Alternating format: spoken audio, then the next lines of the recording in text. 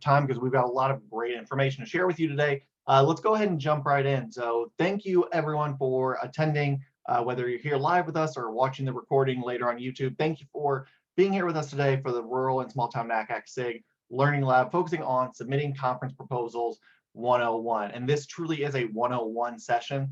Whether you're in advance, you've presented at conference sessions before, or you've never done it before and you're looking to try it out, this is the session for you. And so we really are going to go through basic strategies, important information, concepts, something like that. My co-presenters and I, we are open to questions throughout the conversation. So please use the Q&A in the chat. We'll have time for Q&A at the end, but please don't feel like you have to wait to ask questions because we're always happy to ask it in the moment. So let's get started. Really quick, this is our agenda today, what we're going to be covering. Again, really nuts and bolts, practical things about submitting proposals, finding the right conference, finding co-presenters, things like that.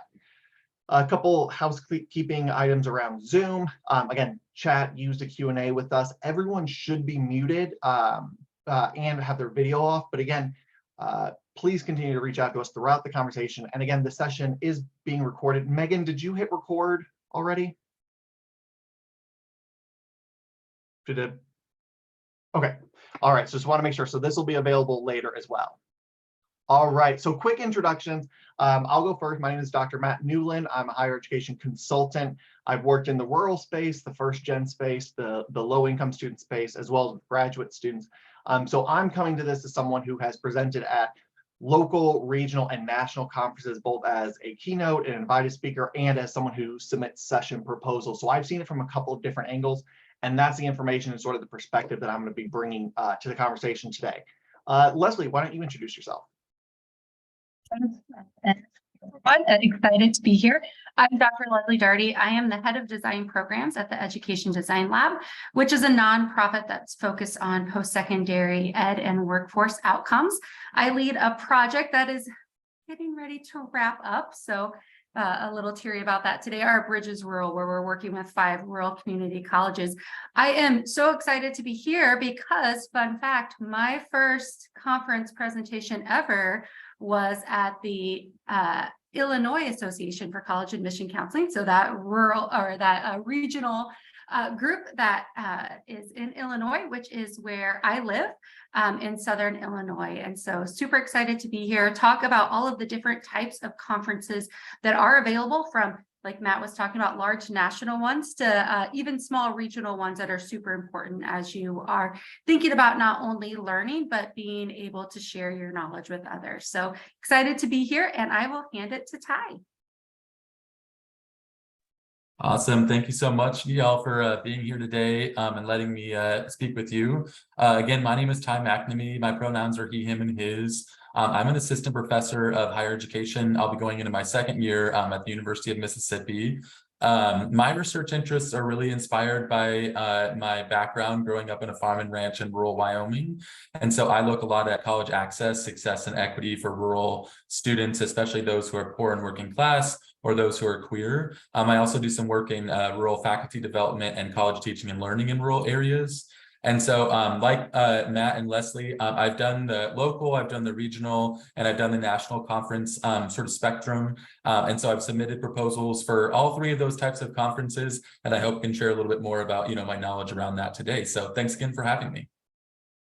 Perfect. Thank you both so much. And again, we're hoping between the 3 of us, we're going to be able to tackle this from a lot of different angles and answer the majority of any questions, concerns, worries that you have here today. So, all right, fantastic. So let's start off with figuring out where and why to present. Sometimes when we talk about conference proposals, you only know about it if you get an email from a listserv or you're part of an organization and you see that there's a call for proposals. But there are so many more different organizations, events, both virtual, asynchronous, and live that you can do. And we're going to talk about a lot of that today. But let's start with reasons. What's the reason? Why would someone want to present at a conference? And there's a lot of reasons, some practical, some more philosophical, some very professional focused. So first and foremost, professional growth. This is the best way to demonstrate your knowledge, experience, and examples of your work. In higher ed, we're not great about bragging on ourselves, but all of you, I'm sure, are doing really interesting, innovative, new approaches to student support, recruitment, training for admissions counselors, whatever it might be. But personal growth or professional growth is a great way to build up your resume, your CV, your standing kind of on the national stage, but also just to show off and say, here's something really cool I did that I'm proud of, and share with other people so that they can learn from you. That is a great reason to present. Similarly, celebrate your successes. The sessions, when I'm looking at a conference schedule, I look first and foremost at anything that is a specific pilot program, initiative, a new program that was started, anything like that. I look for things where someone succeeded at something, it went really well, and now they're sharing it with the rest of the profession. I get excited about that. So even if you created a really unique resource guide or created a new website around financial aid, come show that off, celebrate the success of it, because that's how other people are going to learn. And that's really a key part.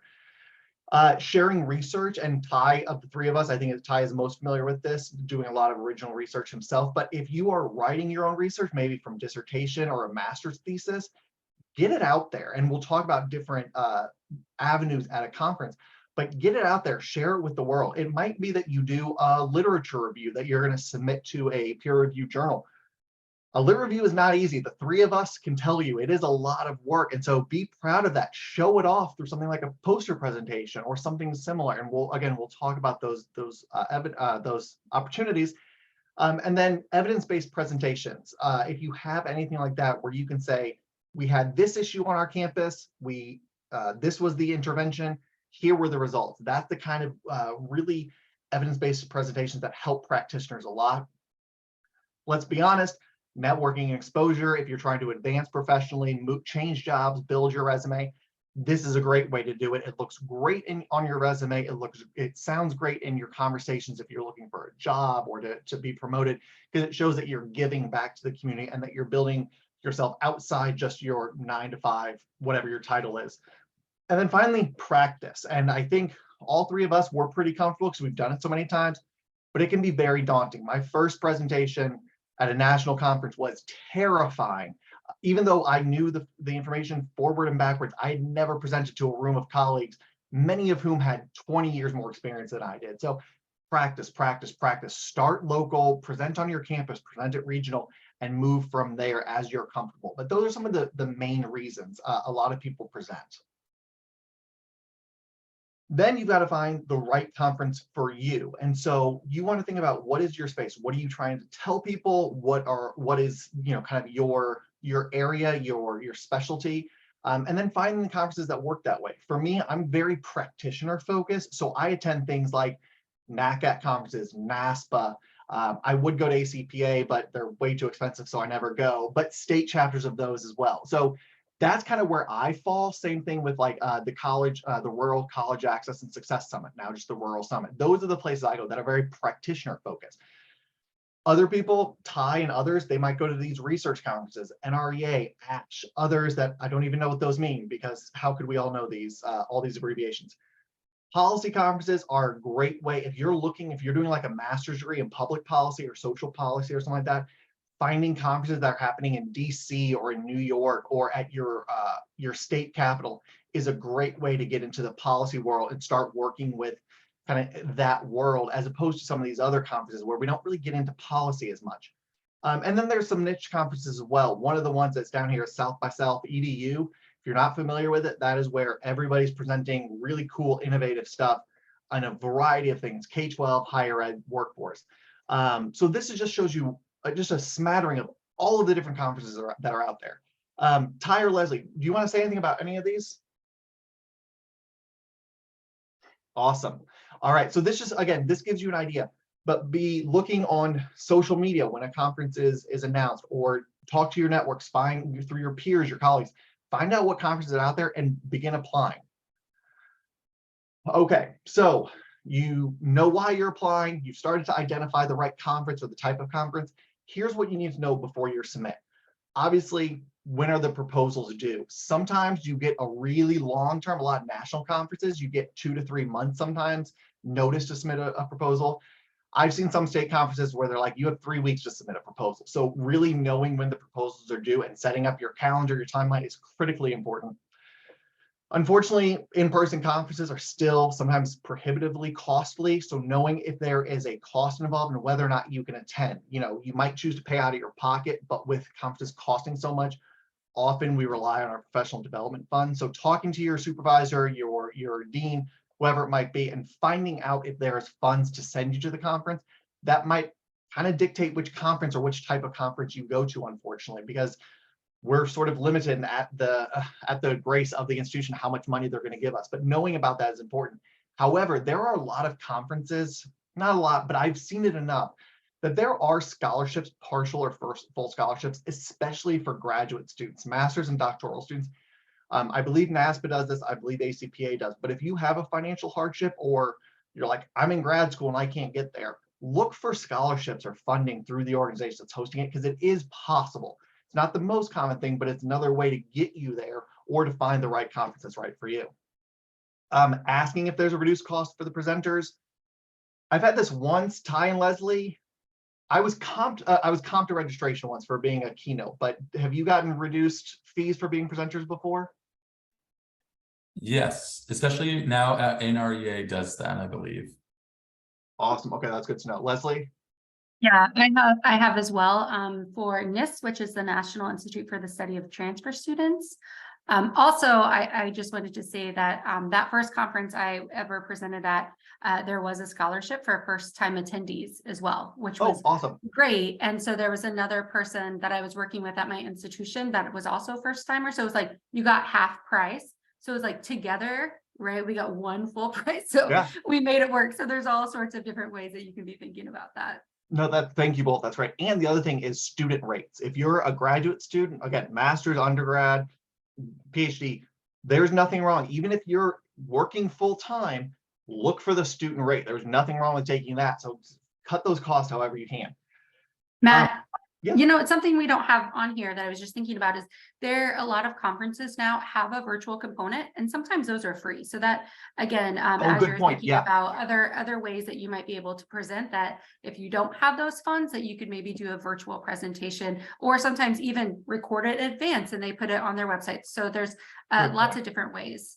Good point. And thank you, Leslie. And along with that, obviously that cuts down on attendance and or the fee, but also I've seen a lot of conferences now will do a one-day registration. If the conference is 3 days, you can just sign up and pay for 1 day. Maybe that's the day you're presenting, and you go in, you do your thing, and you get out. And there's, again, nothing wrong with that either. Finding out if anyone else from your institution is presenting, both so you can, maybe you collaborate on something, maybe you just support each other and promote one another. Maybe you just get together beforehand and kind of psych each other up, but using your peers and your support network is important. And then thinking about who can I collaborate with potentially. We're going to talk about that in a few minutes, finding the right partners, the right co-presenters, but thinking ahead of time, who would I like to present with? Who am I good presenting with? I've presented with Leslie and Ty a couple of times because we just work really well together. Find who you're comfortable with, because that takes a lot of the anxiety out of the process. So presentation and session types will vary by conference. Usually it's broken down between focus on improving practice and policy, then focused on research, scholarship, and or theory. And a lot of times those are split between conferences. Again, it's sort of going to NASPA versus going to a research conference like ASH. But even within those, there can be different tracks that are more focused on research, focused on policy, or whatever it is. This is another great way for you to expand your knowledge, expand your network of going to sessions, in between when you're presenting, just to learn more things and maybe incorporate into future presentations. But a lot of times this is sort of how it breaks down. And so is your focus more on practice, or are you presenting research, original or secondary? That kind of helps guide you a lot of times. Okay, and then finally, types of proposals. Now this again will very significantly vary by conference.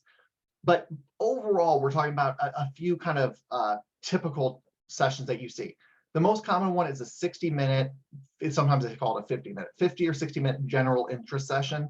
I've seen these as being 90 minutes too, so it could be any of those. But general interest session, this is when you're looking at a conference session and you look at kind of all the breakout tracks, and there's 7 or 8 different options. This is what we're talking about, where you're kind of competing for eyeballs. And so you want to make sure that if someone has an option of 5 other sessions during your time slot, that yours is interesting and appealing and relevant. So thinking about that is important as well. I've also seen a lot of times 15 or 20-minute research paper presentations where it's sort of a lightning round. You go in quickly. Usually it's 2 or 3 or 4 back to back to back. and you come and present your research. Again, master's, thesis, doctoral.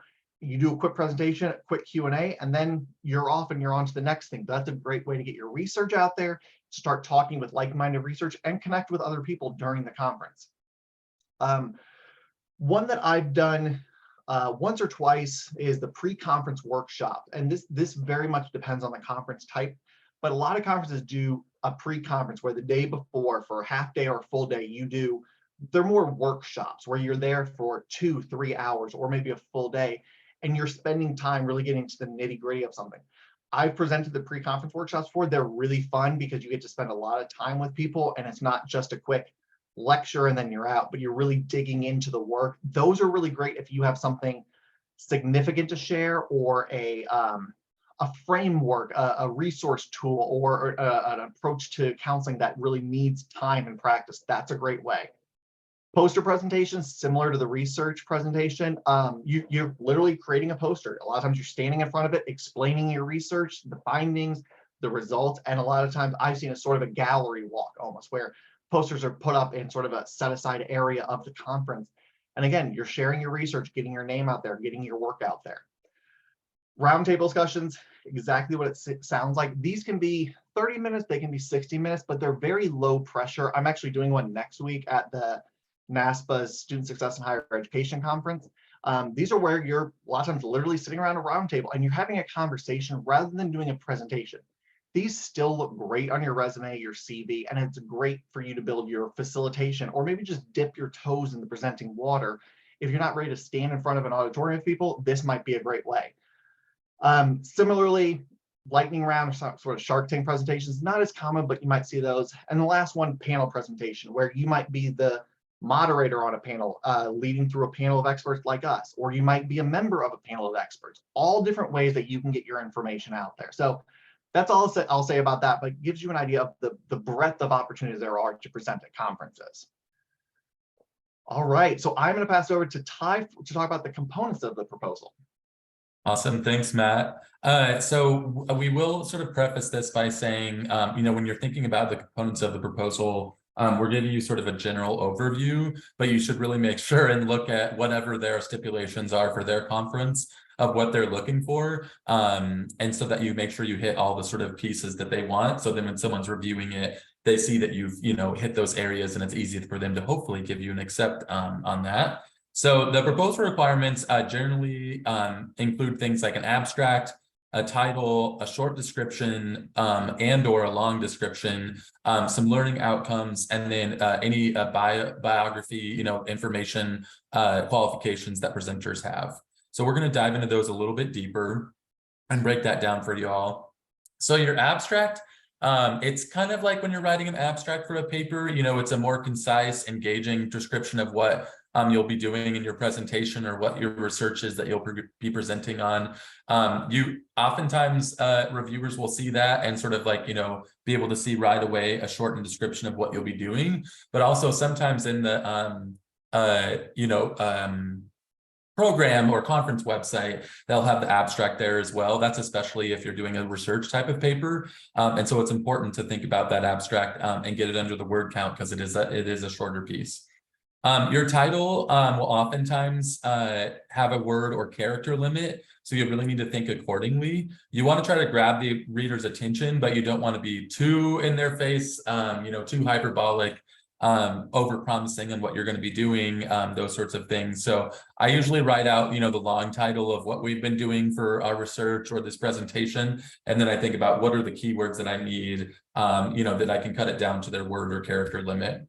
And then you'll oftentimes have a short description, which is similar to an abstract, but it's a shortened way of sort of describing what you're going to be doing for your research or your practice or your policy that you'll be discussing. But then you'll have a longer description. And so for a research paper, that's going to be a sort of elongated abstract, but smaller than a regular paper proposal. And so for something like ASH, the Association for the Study of Higher Education, it's around 2,000 words. And so you sort of truncate into this, long description of what you'll be doing for this research presentation into this 2,000 words sort of, proposal here. For a practice or policy presentation, a longer description will include, sort of why the topic is important, how you're going to be breaking that topic down, what you'll be doing inside that presentation, those sorts of things. And sometimes those long descriptions can be put on the website or the conference program. So again, you want to make sure that you're providing some information about what's going to be going on that will drive people to your session, but you don't want to overpromise. So if you decide that you're going to change things up later, that's okay. Sometimes things happen, but just don't overpromise and then do something completely different when you've, written something opposite in your proposal that you're hoping that you would be able to do at the time.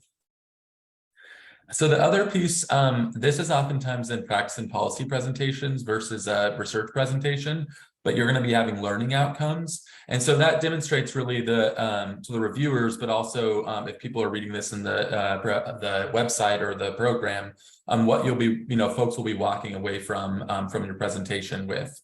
And so not every conference require these, but if they do require that, you want to make sure that you do have, 3 to 5 learning outcomes saying, as a result of this presentation, participants will be able to, and then, you have your sort of, what is it, Bloom's taxonomy, action verbs of, understand or comprehend or, walk away with this resource. So you have those sort of verbs, and then you outline what, is going to happen as a result of those verbs.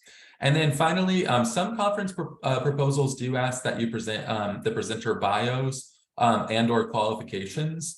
And so really be thinking about what are your qualifications and what are your co-presenters' qualifications to present on this specific topic. So if I was doing something like rural, student success program, I would talk about, my own rural background, the research that I've done in rural areas, the practice and policy initiatives that I focus on for rural folks. And that, it really allows the reviewers and then people later to understand, okay, so they do have some sort of expertise in this area that I'd want to learn from them as a presenter. It's really important, though, that you don't reiterate your entire resume. Really only select the most relevant experience. And so we've all done awesome things, but you don't want to, sell too much and fill up too much space. You want to be thinking about what expertise that do I have that's relevant to the topic and that I'll be presenting on. All right. And then finally, when you're thinking about sort of the components of your proposal overall, and this is probably even before the proposal, you want to be thinking about who's going to be, presenting these different aspects with you. And so those co-presenters really are critical to your success because you want to find individuals who have expertise that complements yours. So I always kind of use the example of I'm mostly a qualitative researcher. I am quantitative light. I do numbers, but it's not like my bread and butter. And so I oftentimes present with folks who may have more quantitative experience, especially if we're doing something like a mixed methods approach, or if I'm, presenting with someone who has more practitioner experience than me, who's someone who's mostly been in academia, then, I make sure that I find someone who's a scholar practitioner in that area. Along those lines and relatedly, you want to find individuals who do have the skill sets for presenting your work. So it's not to say that scholars can't present practice presentations and vice versa, but you just want to make sure that if you're doing something like here's what, a practice or policy that's been effective for rural students, for instance, you want to make sure that you maybe have someone who's done practice or policy in that area who can help you present if you're a researcher, and again, vice versa. And that'll make sure that, again, that people understand you have the expertise to be presenting on this work. The other piece is that you want to make sure that you're thinking about people who have a variety of viewpoints and perspectives. And I usually think of that from both a professional and lived experience aspect. And so the professional aspect, a good example is I do a lot of work around rurality and social class and queerness, but I have some amazing scholars who do work around rurality and race and ethnicity more often. And so when I'm talking about rurality and identities, I want to make sure that I'm not just focusing on those identities that I do work on. I try to bring people into the fold that may have, other research viewpoints that I don't have. Same with lived experiences. I come to this space, with certain privileged and minoritized and marginalized identities. And so I'll be coming with some biases or some thoughts in my minds or perspectives or worldviews that are shaped by those identities. And so I want to make sure that I have other folks that have different, lived experiences that can complement mine, that can provide a different experience for the people who are at your presentation. And then finally, our last tip is that for, proposal, reach out early. We know we sort of talked about how there's, some have months and some have a few weeks. Either way, people's schedules fill up really fast. I already have my fall conference people sooner rather than later, so that you can present with them and have a really great presentation. So thank you all. Hey, Ty, you were cutting out just a little bit in that last piece. I think we got the most. If you have questions, I think I got the just what you're saying. But if you have questions, if you weren't able to hear Ty, please drop it in the chat because we can reiterate or cover it again. But I just wanted to let you know. Thank you. It said my internet was unstable, of course. So. That's just the norm sometimes, right? I'm like, it's not stormy today, so we're good to go internet, hopefully, in Southern Illinois. So thank you, Ty and Matt. So we're going to talk a little bit about how you might make your proposal stand out. And so just, a reminder that there are a lot of proposals being submitted. And so you really want to think about how what you are passionate about, what you're excited about can really stand out. So titles matter. Ty talked a little bit about this as well, and something that Ty, you kept talking about, which is so crucial, is word count, right? A lot of times you have very small word count, so you really are focusing and paying attention to those word counts, but titles matter. So get them interested from the start. Whenever I am putting a proposal in, I start with, would I be interested in attending this session, right? Is this something that would be really interesting and also catch my eye? So titles matter. Offer stats and quotes. We talked a little bit about this as well. We want to celebrate success, but we also want to show relevance and also be able to talk about the impact you're having, especially as you're talking about a framework or a policy or just something that you have done at your institution. Make sure you have some really great data, even if you're not a quantitative person, right, to back up that piece and show the importance and the urgency of the issue is really important. Always ensure you have a strong, significant section. Like, why is this issue really key to moving the field forward, specifically right at that conference? So thinking about the conference you're attending, my first national conference ever was the National Institute for the Study of Transfer Students.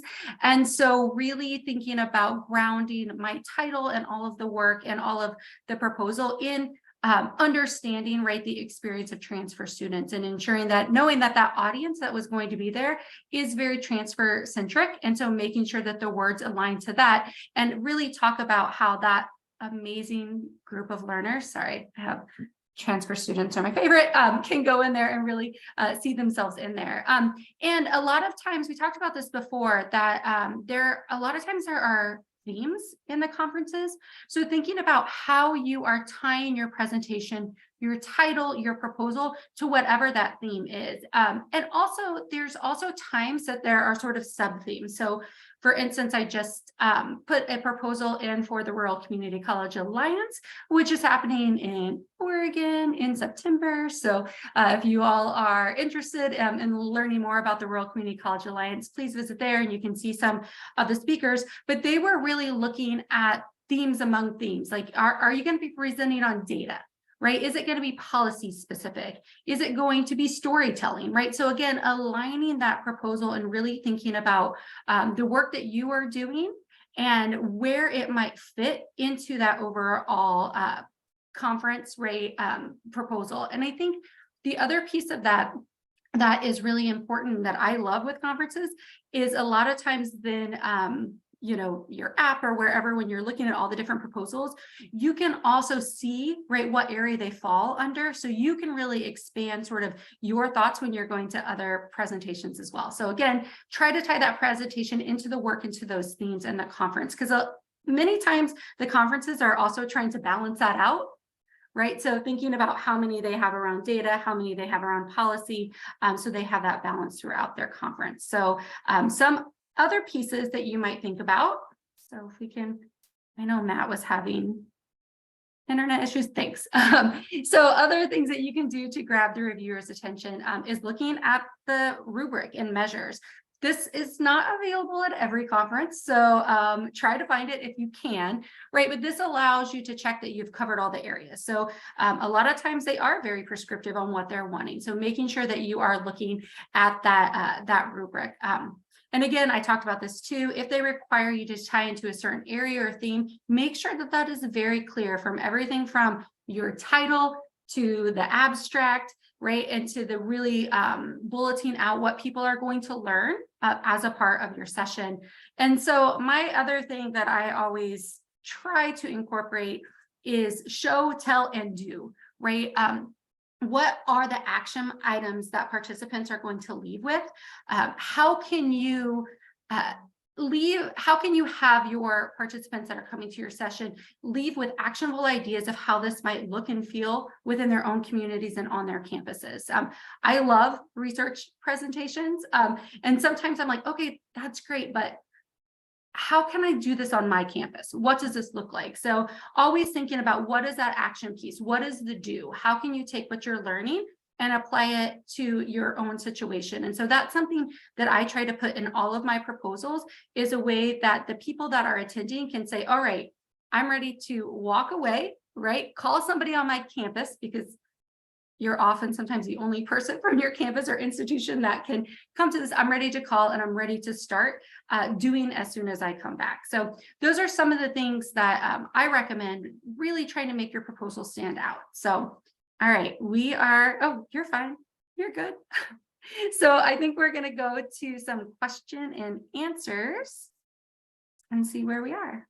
Any Q&A that we have? I don't know, Megan or Matt, who I'm handing off. Hey team, I'm sorry, I'm letting everybody know my Wi-Fi is lagging quite a bit, so I'm just going to keep my camera off, but I am still here and I can move slides if we need to.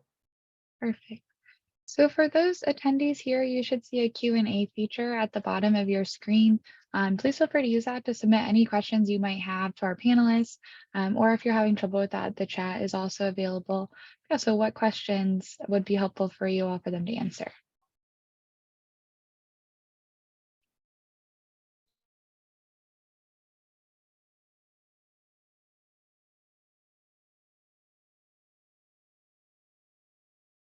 And I'll also say, since we got through that pretty quickly, which is great, I'll say, if you want to float ideas past us, we're here. If we bounce ideas around or kick off a question that you've been thinking about, feel free to throw it out to the group. And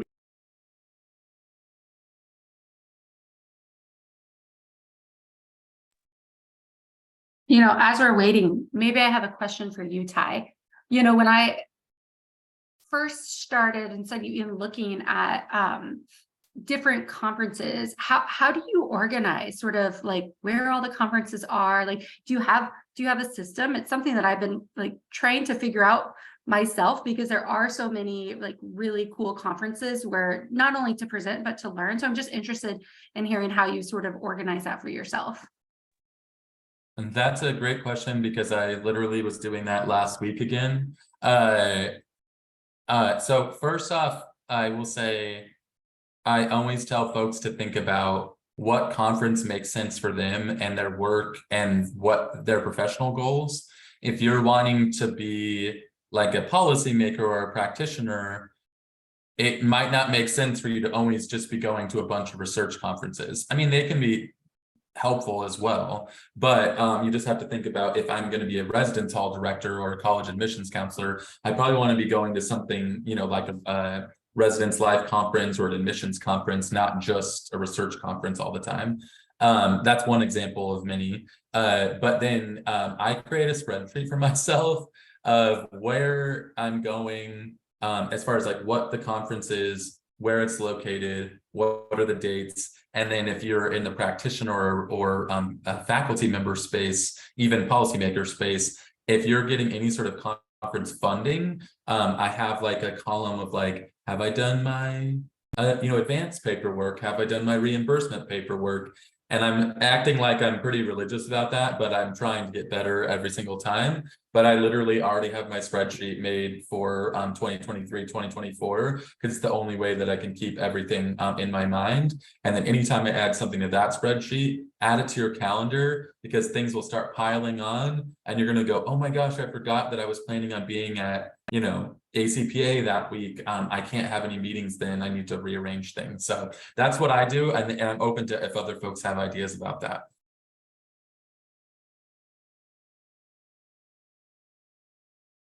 It looks like we did have a question come in the chat here, if the two of you want to answer that one. Hey, Janet. For you, which comes first, the presentation idea or the opportunity to submit a proposal? Could you please talk more about selecting an idea, or if you start with an idea, knowing when you have enough information to present? Do you recommend one or the other, deciding you want to present, so coming up with an idea, or having an idea and looking for a conference that fits the presentation? Hey again. Matt or Leslie, do one of you want to start with that? I know Matt's internet is a little funky right now.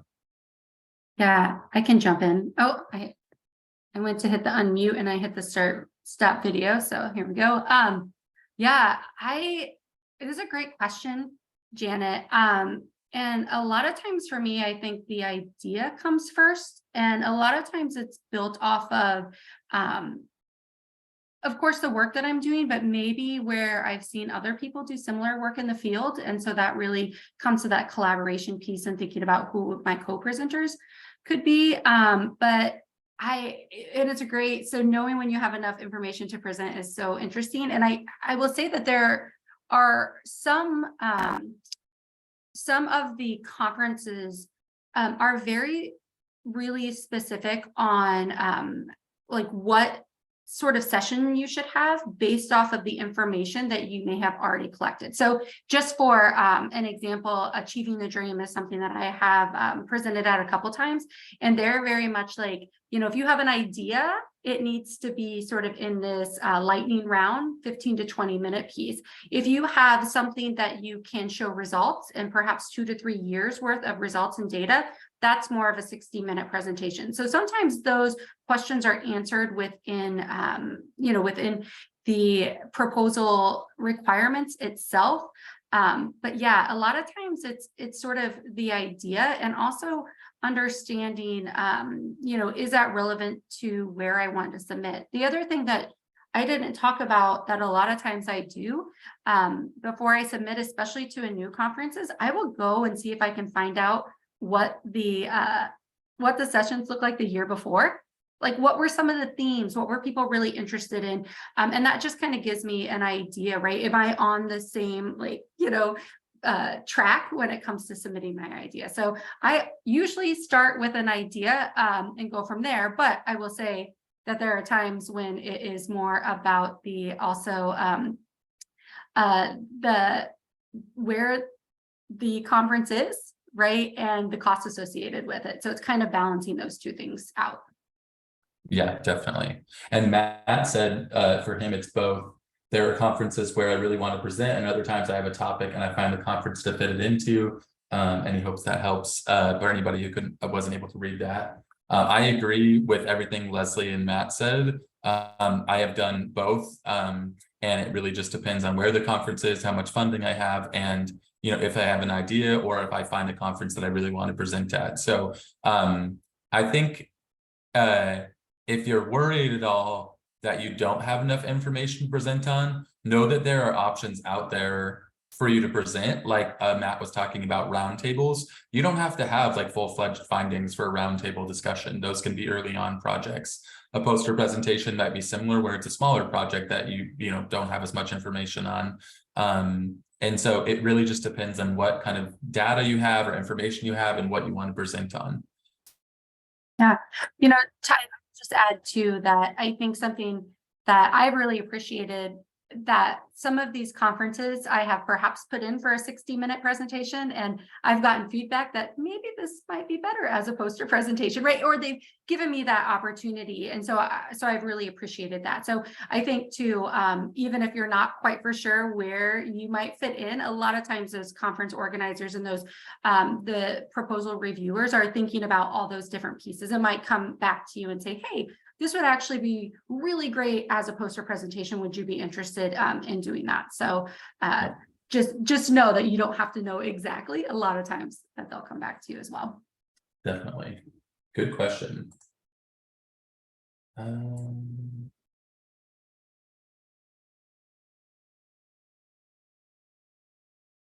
One other thing as we're doing that, that I was reflecting on some of my first regional proposals that I put together, and a lot of those time, especially. So I really appreciate, I will say that that NACAC not only has the state level, but they have regional as well. So a lot of times, if you have an idea, you could also reach out to whoever's a regional coordinator, right, for your area to talk about an idea or find out what's happening at their regional conferences. The institution where I started my career, we really were only funded to go to regional places. So a lot of times I would reach out to whoever those regional coordinators were, ask about sort of what the theme was, and talk about if there was any interest that I might be able to do a little bit of a presentation during that time.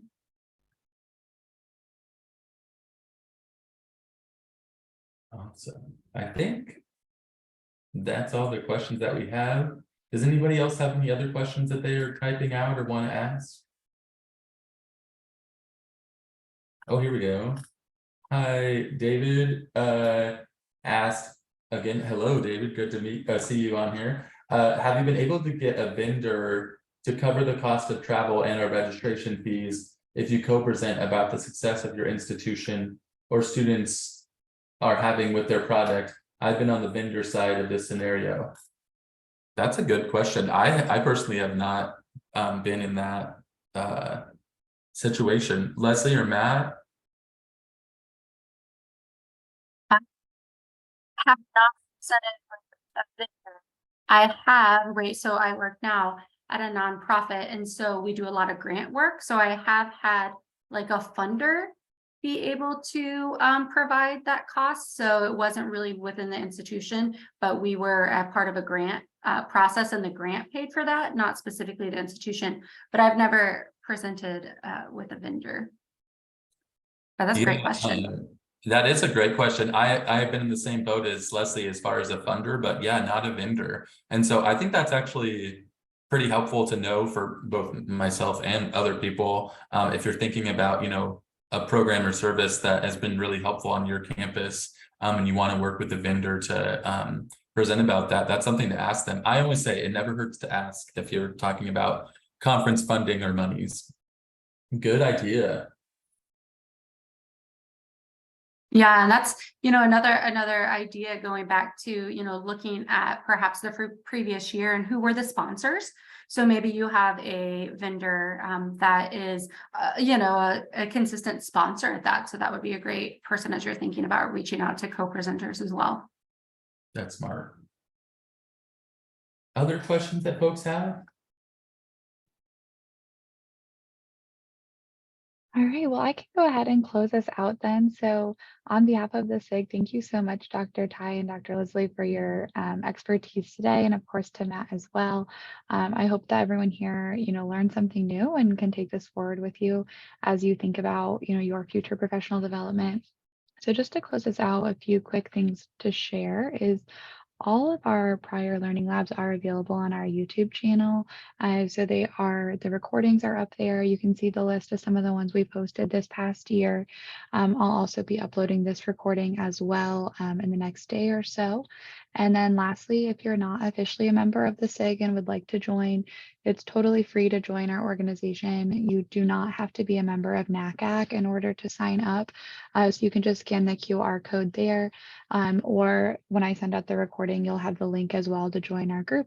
And that way you can stay in the loop for future opportunities like this as well. So thank you everyone so much. And I hope you have a great rest of your day. Looks like we have a small message here in the chat. other than that, we are all set to wrap up.